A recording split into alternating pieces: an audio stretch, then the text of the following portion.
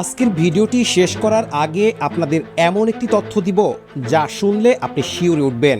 পাকিস্তানের এই গোপন বিমান ঘাঁটি থেকে লিক হওয়া একটি নথিতে দেখা গেছে ইরানি C-130 বিমানগুলো কেবল খালি হাতে আসেনি। এগুলোর ভেতরে ছিল ইরানের সবচাইতে আধুনিক ড্রোন কন্ট্রোল সিস্টেম। গোয়েন্দারা সন্দেহ করছেন যদি আমেরিকা ইরানের মূল ভূখণ্ডে হামলা চালায় তবে পাকিস্তান থেকেই এই ড্রোনের মাধ্যমে উপসাগরীয় মার্কিন ঘাঁটিগুলোতে পাল্টা আঘাত হানা হবে। এখন প্রশ্ন হচ্ছে, কেন ট্রাম্প আজ তড়িঘড়ি করে ইসলামাবাদের রাজদূতকে ডেকে পাঠিয়েছেন?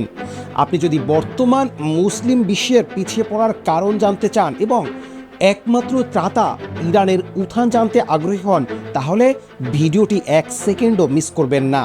কেন আজ রাতে করাচি বন্দরের রহস্যময় রুশ জাহাজ ভিড়তে দেখা গেছে? এই রোমহর্ষক সত্যটি আমরা ভিডিওর ঠিক পরের অংশে কিছু গোপন ইন্টেলিজেন্স অডিও দিয়ে ফাঁস করব, যা দেখলে আপনার রক্ত হিম হয়ে যাবে। তবে কি আমেরিকার রক্তচক্ষু উপেক্ষা করে মধ্যপ্রাচ্যে এক নতুন সামরিক বলয় তৈরি হয়ে গেল? আজ 15 মে 2026, যে খবরের অপেক্ষায় ছিল পুরো বিশ্ব, গোয়েন্দা সংস্থাগুলো, তা আজ দিনের আলোর মতো পরিষ্কার। স্যাটেলাইট ইমেজে ধরা পড়েছে এক চাঞ্চল্যকর দৃশ্য। পাকিস্তানের অত্যন্ত সুরক্ষিত বিমান ঘাঁটিগুলোতে সারি সারি দাঁড়িয়ে আছে ইরানের বিশাল সামরিক কার্গো বিমান C-130 হারকিউলিস। আজ আমরা দেখব কেন ইরান তাদের সবচাইতে মূল্যবান এই পরিবহন বিমানগুলোকে নিজেদের সীমান্ত পার করে পাকিস্তানে লুকিয়ে রেখেছে এবং কেন ইসলামাবাদ এই চরম ঝুঁকির দায়িত্ব নিজের কাঁধে নিল। আজ আমরা ফাঁস করব ট্রাম্পের ম্যাসিভ লাইফ সাপোর্ট ঘোষণার আড়ালে পাকিস্তান আর ইরানের সেই গোপন চুক্তি, যা পেন্টাগনের সব হিসেব উল্টে দিয়েছে। চলুন দেখি আকাশপথের এই রোমহর্ষক সামরিক ছক কিভাবে দক্ষিণ এশিয়ার রাজনীতিতে প্রলয় নিয়ে আসছে। শুরুতেই আসা যাক সেই অকাট্য প্রমাণের দিকে, যা আজ আন্তর্জাতিক মিডিয়ায় তোলপাড় সৃষ্টি করেছে। এই হাই রেজলিউশন স্যাটেলাইট ছবিতে দেখা যাচ্ছে পাকিস্তানের দক্ষিণ পশ্চিমাঞ্চলের একটি বিমান ঘাঁটিতে ইরানের সিগনেচার মার্কিং করা একাধিক C-130 বিমান পার্ক করা আছে। এই C-130 হারকিউলিস হলো এমন এক বিমান যা কয়েকশো সৈন্য, ভারী অস্ত্রশস্ত্র এবং রসদ নিয়ে মুহূর্তের মধ্যে রণক্ষেত্রে পৌঁছে যেতে পারে। প্রশ্ন হলো, ইরান কেন এগুলোকে পাকিস্তানে পাঠালো? গোয়েন্দা বিশ্লেষকরা বলছেন, আমেরিকা আর ইসরায়েল যখন ইরানের বিমান ঘাঁটিগুলোতে অপারেশন এপিক ফিউরির মতো বড় হামলার ছক আবারও কষবে, তখন তেহরান তাদের এই মূল্যবান সম্পদগুলোকে বাঁচাতে পাকিস্তানে সেফ হ্যাভেন বা নিরাপদ আশ্রয়কে বেছে নিয়েছে। এটি সরাসরি প্রমাণ করে যে বিপদে পাকিস্তান আজ ইরানের পাশে বুক চিতিয়ে দাঁড়িয়েছে। অনেকেই ভাবতে পারেন কার্গো বিমান দিয়ে আর কি হবে, কিন্তু মনে রাখবেন আধুনিক যুদ্ধের রসদ সরবরাহ বা লজিস্টিক হলো সবচাইতে বড় শক্তি। ইরানের এই C-130 বিমানগুলো কেবল সৈন্য বহন করে না, এগুলো ড্রোন এবং মিসাইলের যন্ত্রাংশ এক জায়গা থেকে অন্য জায়গায় নেয়ার মূল ভরসা হিসেবে কাজ করে। আমেরিকা যখন ইরানের আকাশসীমা ব্লক করার চেষ্টা করছে, তখন এই বিমানগুলোকে পাকিস্তানের ভেতরে সরিয়ে নেওয়ার মানে হলো বিপদের সময় পাকিস্তান থেকেই ইরান তাদের অপারেশন পরিচালনা করতে পারবে। আর পাকিস্তান এই বিমানগুলোকে আশ্রয় দিয়ে সরাসরি ওয়াশিংটনকে বার্তা দিল যে ইসলামাবাদ এখন আর কেবল আমেরিকার অজ্ঞাবহ কোনো দেশ নয়। ডোনাল্ড ট্রাম্প যখন হোয়াইট হাউসে বসে ইরানের ওপর চরম চাপ বা ম্যাক্সিমাম প্রেশার দেওয়ার কথা বলছেন, ঠিক তখনই পাকিস্তানের এই পদক্ষেপ ট্রাম্পের ইগোতে এক বিশাল চপেটঘাত। আমেরিকা গত কয়েক দশক ধরে পাকিস্তানকে বিলিয়ন বিলিয়ন ডলার সামরিক সহায়তা দিয়েছে, আর সেই পাকিস্তানই আজ ইরানের সামরিক বাহিনীকে আশ্রয় দিচ্ছে। এটাই হচ্ছে মুসলিমের সাথে মুসলিমদের ভ্রাতৃত্ব। পেন্টাগনের এক ঊর্ধ্বতন কর্মকর্তা CNN-কে জানিয়েছেন, এটি কেবল আশ্রয় নয়, এটি একটি বড় ধরনের সামরিক জোটের ইঙ্গিত। পাকিস্তান হয়তো ইরানের উপর সম্ভাব্য মার্কিন হামলার সময় তাদের আকাশসীমা ব্যবহারের অনুমতিও দিয়ে রেখেছে। যদি তাই হয়, তবে ট্রাম্পের যুদ্ধ পরিকল্পনা শুরু হওয়ার আগেই মুখ থুবড়ে পড়বে। আমরা জানি হরমুজ প্রণালী এখন বন্ধ, বিশ্বের 20% তেল সরবরাহ থমকে আছে।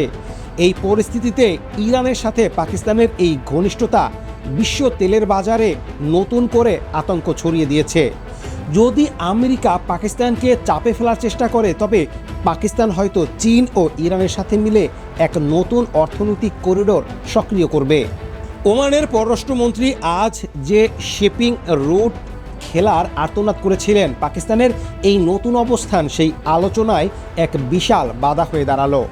ইরান আজ একা নয়, তার পাশে আজ পারমাণবিক শক্তিধর পাকিস্তান দাঁড়িয়ে আছে। এই সত্যি আজ আমেরিকাকে সবচাইতে বেশি বিচলিত করছে। ইতিহাসের দিকে তাকালে দেখা যায় বিপদের সময় ইরান ও পাকিস্তান সবসময় একে অপরকে ছায়া দিয়েছে। 1970-এর দশকে যখন ইরানের ওপর সংকট এসেছিল, তখনও পাকিস্তান সাহায্য করেছিল। একইভাবে 2026 সালে এসে সেই ভ্রাতৃত্বের এক নতুন রূপ দেখছে বিশ্ব। একদিকে আমেরিকা আর ইসরায়েল, অন্যদিকে ইরান, পাকিস্তান এবং নৈপথ্যে থাকা রাশিয়ার সমর্থন। এই নতুন মেরুকরণ কি তবে মধ্যপ্রাচ্য থেকে আমেরিকার আধিপত্য চিরতরে শেষ করে দিবে? আর প্রশ্ন আসে, ড্রোন কন্ট্রোল ও করাচি বন্দরের রহস্য আসলে কি? ভিডিও শুরুতে আমি যে লিক হওয়া নথির কথা বলেছিলাম, তার গভীরতা আসলে কতটুকু তা এখন বুঝুন। গোয়েন্দা রিপোর্ট বলছে, পাকিস্তানের ঘাঁটিতে আশ্রয় নেওয়া ওই ইরানি C-130 বিমানগুলো আসলে মোবাইল কমান্ড সেন্টার। এর মানে হলো ইরানের মূল ভূখণ্ডের ড্রোন কন্ট্রোল রুম যদি মার্কিন হামলায় ধ্বংস হয়ে যায়, তবে পাকিস্তানের মাটিতে থেকেই এই বিমানের ভেতর বসে ইরানের শাহেদ এবং গাজা ড্রোনগুলোকে নিয়ন্ত্রণ করা যাবে। আর করাচির বন্দরে ভিড় করা সেই রহস্যময় রুশ জাহাজটির কথা মনে আছে?